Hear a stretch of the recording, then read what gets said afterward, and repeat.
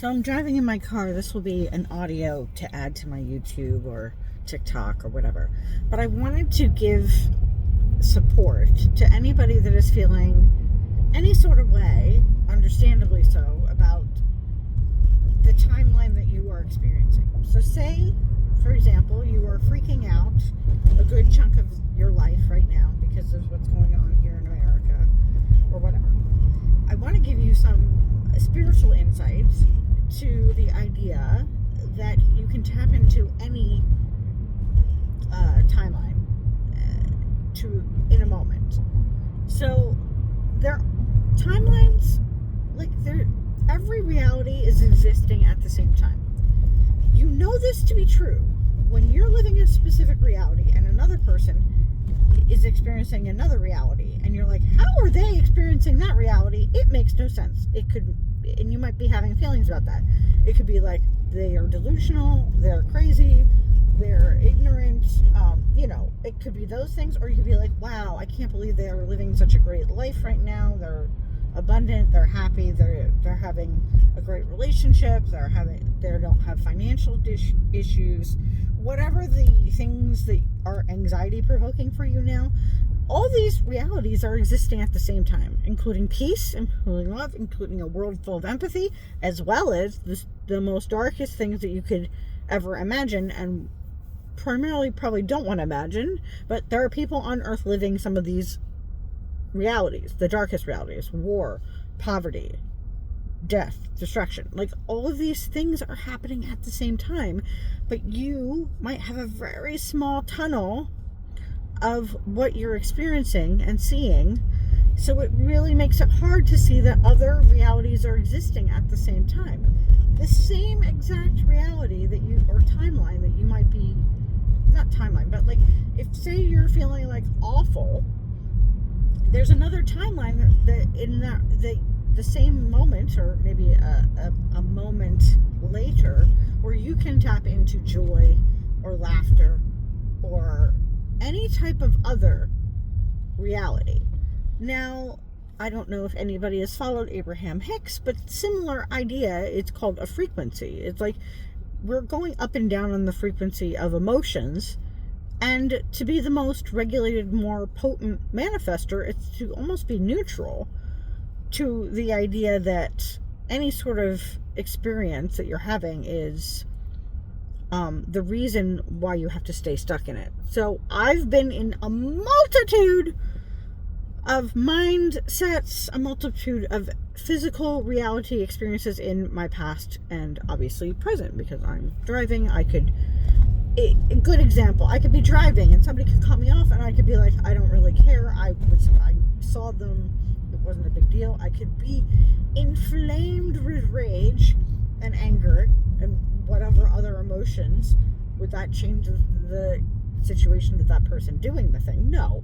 Or I could be, oh, look at them, they just have to get to wherever they're going, like kind of Pollyanna-y, whatever that kind of reality is. And there's every other reality that could be transpiring in the way I perceive that event. In these events that might be triggering for you, the ultimate power that you have, whether or not something's crazy going on in the government, or something's crazy going on with your mother, or something's crazy going on with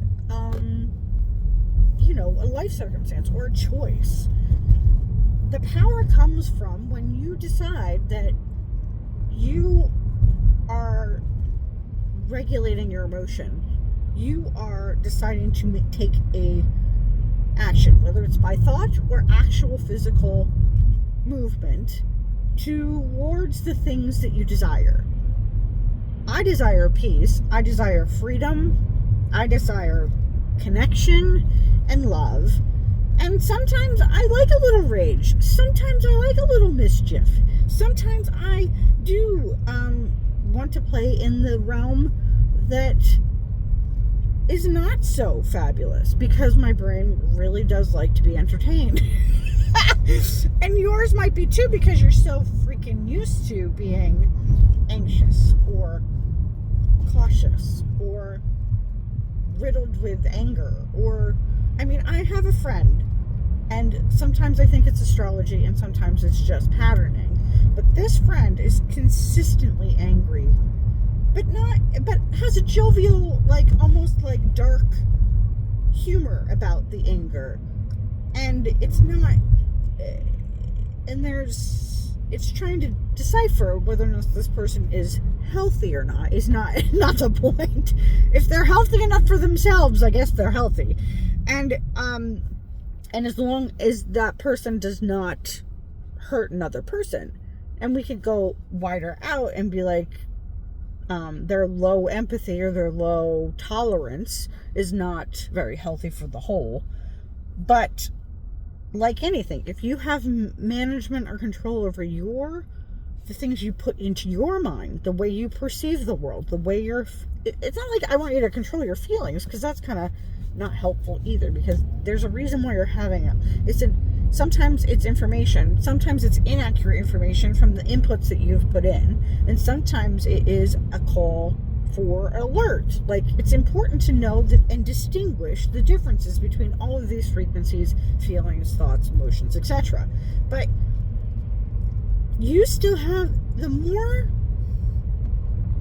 encoded power you have within yourself, meaning if you get upset, you return to baseline, and hopefully the baseline in the idealist most way is something where you still have purview, higher level perception of the whole thing at play, your personal values, your highest intentions for an interaction or whatnot, and then you make the choice. Earlier today, I had to say fuck off to somebody who I love dearly. The choice was, no, you're disrespecting me. And then there was a miscommunication, and then they legitimately was like, I confused. I'm being humorous. Not intended. Robot. But, like, my perception was not wrong, because that's the action that I needed to take care of me. And they sort of apologized, because at first they didn't understand why I said what I did, because they're not using their full skills to ascertain my intention behind the conversation we had earlier. And it was all about empathy, and that person at the moment was not really feeling and then they have empathy. They're not void of it. They're not like a sociopath or anything like that. They just have their own stuff. And so it got resolved because I had to, and I literally said fuck off, because sometimes that's essential. Sometimes it's really not. It's situational. It's all of these things. And that was empowering. It wasn't because I like saying fuck off to people. It's rare. I prefer diplomacy. I prefer, like, not having to literally say things that have to wake people up, unless it's literally like, wow, you're really dense. You have no idea why you said that. You have no idea how that's hurtful. But that's why communication is so important. And the most important communication initially is with yourself. Are you communicating that you are not empowered? Are you communicating that, holy shit, I actually have to get up and do something? Like, it's so funny. Like, I'm going through some stuff in my life that's nothing to do with the external world, although the little external world tends to, like, kind of, I went the wrong way. It tends to, like, go into my noggin because, that's all of us. So I have little fears about, well, if I go this way and the economy changes and all that hyperbole of, like, what ifs, which is one timeline that can happen. All timelines are possible. I could win the lottery. I could meet the man of my dreams. I could, like, make a shit ton of money doing this, or this, or this. Or I could go homeless, live in my car. All of these realities are existing. It's the one that I'm choosing Which one am I choosing? Well, you have to be really good about letting go of all the things that are distracting, which is very hard to do in this particular timeline. And it's like Jedi Master, like, no. And then other people would judge you for that. Other people are going to judge you because that's how we are. Like, why aren't you upset about the thing that I'm upset? Because I can't be upset about thousands of things at once. I mean, you can sort of. It's a overall, I hate the universe or the world business. But in reality, I can hate a certain amount of things or want change in all these areas. But really, the potent focus is what makes things move. And sure, incremental does too. Like, that's why when you boycott one thing and then, you know, it moves your energy, it moves your finances, it moves the things around. But if you're angry or upset or distracted or like you have personal relationship problems, if you are, I mean, there's a cacophony of anything that could be taking from your internal wise counsel, your highest, I would call it God, source, soul, your highest, higher self, whatever you want to call it. It's always there, but most people aren't tapping into it. Why? Well, because they're distracted. And it's not just because of ADHD. It's literally like the whole world at this present moment in this timeline is that there are so many things that are there to take your attention away from source. The source of who you are inside, what you desire, what your values are. Even in small conversations, that's why hermits exist. That's why people go to a mountaintop to find peace. It's because it's challenging to be in the world and be fully Buddhist or Christ-like or any higher level spiritual teacher. It's immensely challenging to come back to center. And it's not because certain things are on fire. Like if you work in emergency services, the only thing that you can focus on is the patient that is right in front of you. In social work, when I was in social work, the only thing that was mattering was that particular client and maybe the other client that just called me because of a fucking emergency. And emergency is a relative because somebody would be like, I'm getting fired. And another person's like, I think my medication doesn't work because I'm seeing and hearing dark thoughts. Like, everybody's emergency is going to be relative to their headspace and external stuff. So it's a bigger thing. So my mission is to help you get to core. And then obviously you're going to have inputs from other things to inform the direction of where you choose and want to go. So obviously, anytime you see something in the vast collection of awful noise, assuming you assume it's awful, or assuming even if it's good, it does in your mind, like whatever the thing is. But the most of the people that I'm talking to are people that are scared or anxious or like freaking the fuck out and not actually doing anything to take care of themselves and then to do the work, which is maybe protest and maybe to do or become a representative or join a war, like whatever.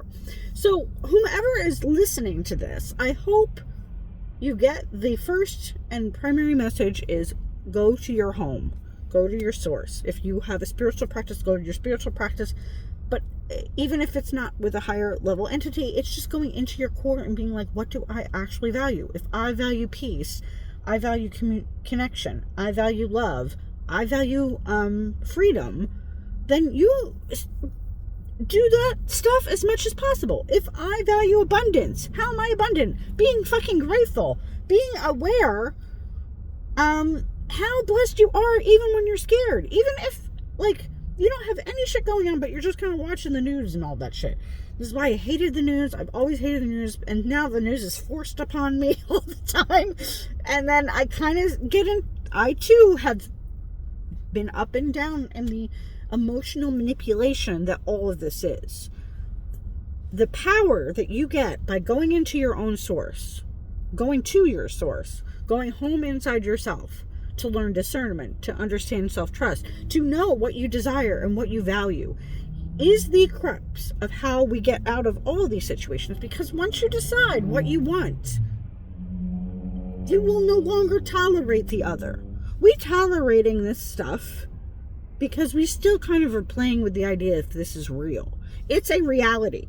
It's not the whole reality. There are many timelines. There are people right now that are peaceful as fuck. And they're not all assholes.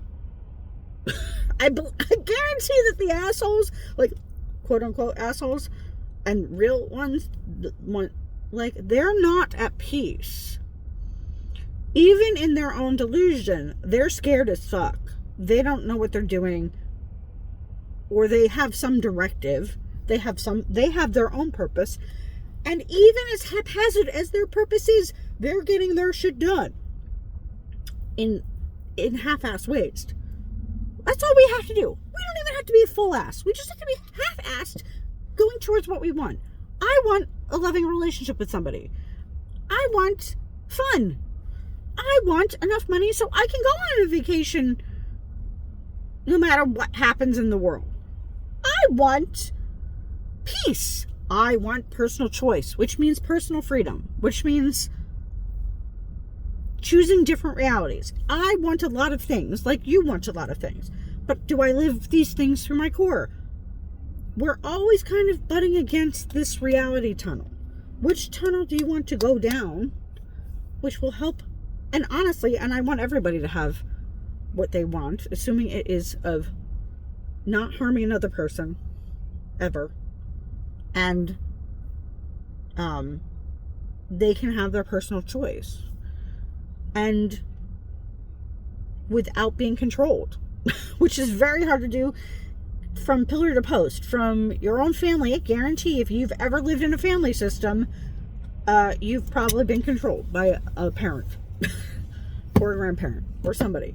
You are definitely not free of that unless you fully have unpatterned those patterns. And then most likely you're kind of like Bernie Sanders, who even he has constructs against him, but he pushes beyond them because he knows his values. And you don't have to agree with him politically to actually see this man living and doing the work. He lives what he preaches constantly for 40 plus years. He's the most consistent person, especially in politics, that I've ever fucking seen. Consistency, even if it's half-ass consistency, is still better because you can still get the results you want in life. What do you want? What do you value? I value people like not being scared all the time. So I help people get unfucked with their own mindset and get into action, because usually moving your body, whether it's like taking a walk or taking action in benefit to you and the people you love, your community, your family, yourself, you're not going to be as scared because you're moving. Animals that are paralyzed are the ones that are scared, and sometimes it's a strategy. The strategy works temporarily, but if you're still fucking paralyzed, call me to work with me, because you cannot be paralyzed to get what you want in this life.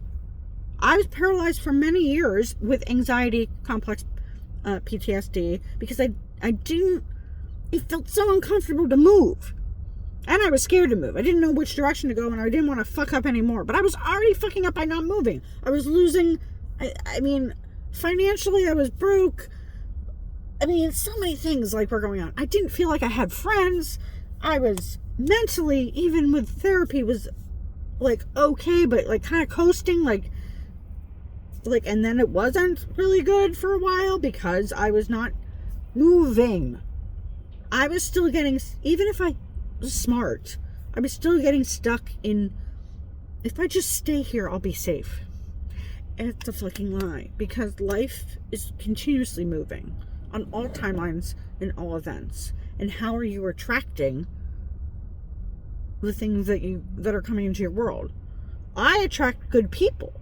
99% of the time I'm presented with really good people, and that 1 to 5%, because it does ebb and flow depending on me and what's going on in the world, is that I'm gonna get like, 4 young men in my car who are being obnoxious and hitting each other while I'm driving.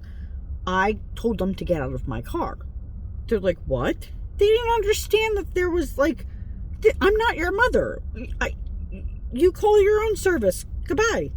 Like, that shit doesn't fly with me. I'm not 20 anymore worried that you're going to like me as a teenager. You're being disrespectful. Get out of my car. I made a choice. I didn't stay out of action. I didn't placate, which, you have to do things based on what the situation entails.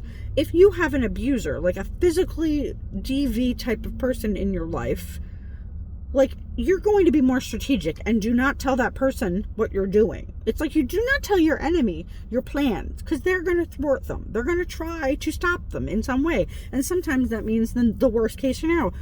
In social work and mental health, you don't do that. But with people that are just being disrespectful in front of you, this is why pushing back against bullies or pushing it back against your own, it's not even pushing back. It's like standing up for yourself and saying, no, I gotta take action even though I'm fucking scared.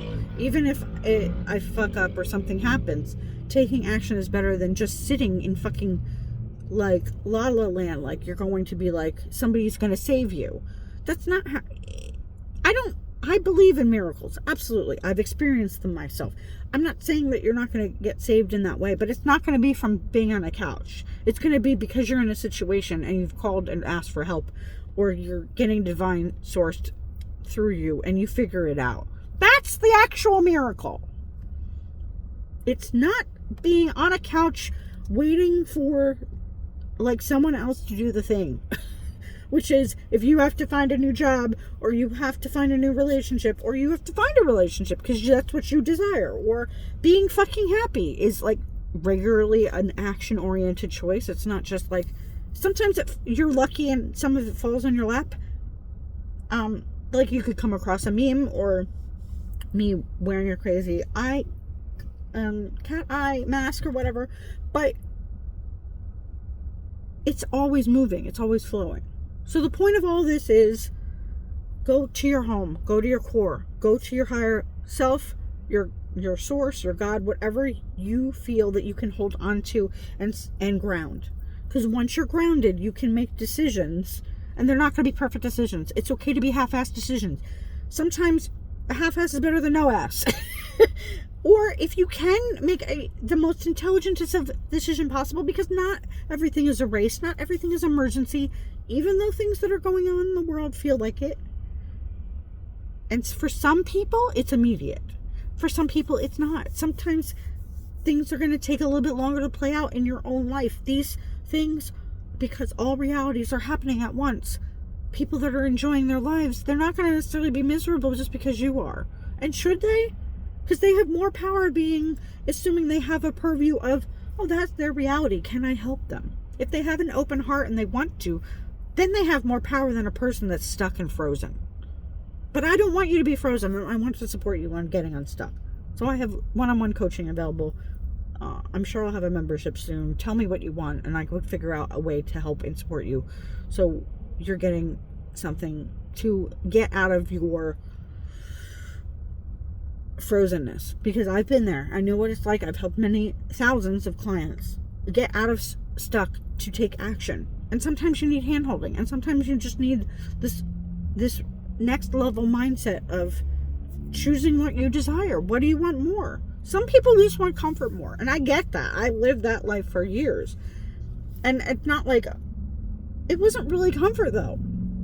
It was being frozen because I didn't know how to tap in the resource of resilience and taking action, and being okay with uncomfortable shit and uncomfortable feelings, and not manufacturing them to motivate me. Because at least with ADHD, sometimes at least our brains need a certain tunnel vision to get shit done, and that tunnel vision is usually a deadline or an emergency. And even if your brain is made up like that, you don't have to have a catastrophe in order to move. You can manufacture that in your mind, and without a full level panic attack. I swear to God, you don't need a panic attack. Sometimes it's entertaining. That's just what our brains do. I don't want to live that way. I've lived that way for too fucking long. I get grounded, and then I decide with my I'm a sacral authority in human design, so I know in a gut, in a moment, what is good or right. But sometimes it takes a while for me to get all the input, because if I don't have a decision to make, like I don't have an option, then I'm not making a decision. Some people operate in an emotional authority. Some people operate in a different authority. Whatever, it doesn't really matter. Those things are inconsequential. It's more about how are you going to choose what you value, and are you going to live those values? And if you're going to live values of freedom and choice and action and love and connection and community and helping other people, then you actually have to do it. And sometimes it's ranting on the internet, but most of the time it's just living your life to your highest possible choice in every moment. And it's going to change. And it's okay, it's going to be messy, because we're not perfect. I hope that rant helps you. All right. I love you. Jen Hart, be awesome.